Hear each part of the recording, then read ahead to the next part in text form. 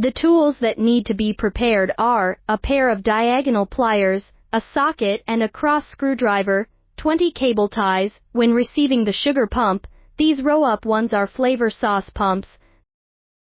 The single one is the oil pump. Then open the back door and go to the sugar pump area.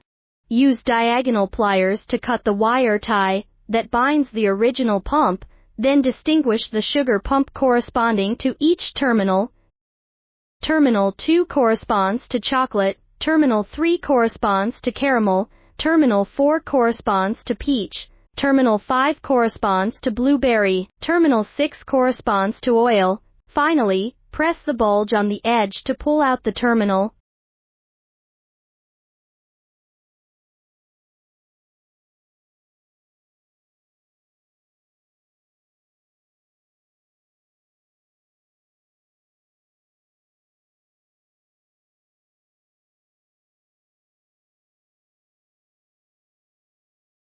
Next, use a cross screwdriver to remove the pipe clamp. After removal, use a flat blade screwdriver to lift out the pipe.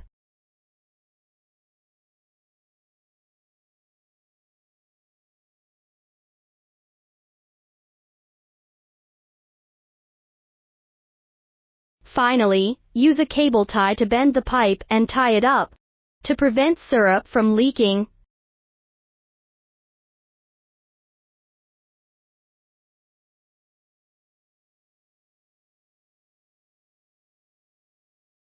Next, use a cross screwdriver or a socket to remove the fixed sheet metal.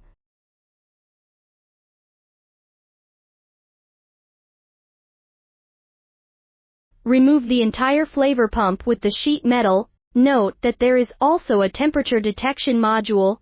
Use diagonal pliers or scissors to cut the fixed cable tie.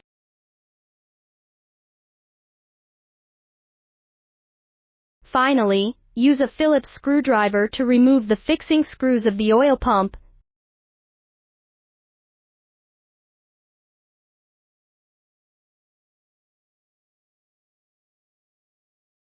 Next, install the new sugar pumps. Install the 4 flavored sauce pumps first. Use a Phillips screwdriver to install the edge set screws back. Then secure the oil pump. Finally, install the terminals back according to their serial numbers. Terminal 2 corresponds to chocolate, Terminal 3 corresponds to caramel, Terminal 4 corresponds to peach, Terminal 5 corresponds to blueberry, Terminal 6 corresponds to oil.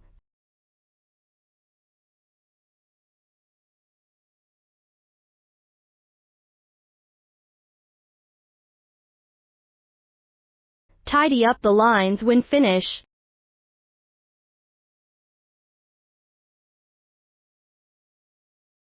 Next, connect the sugar tube back.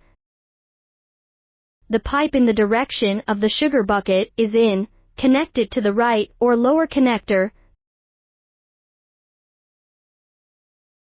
The default sugar pump connector is facing away from the installer, so the input to the pump is on the right, its output is on the left. Finally, install the pipe back. Use pipe clamps to secure the pipe, and use cable ties for additional reinforcement.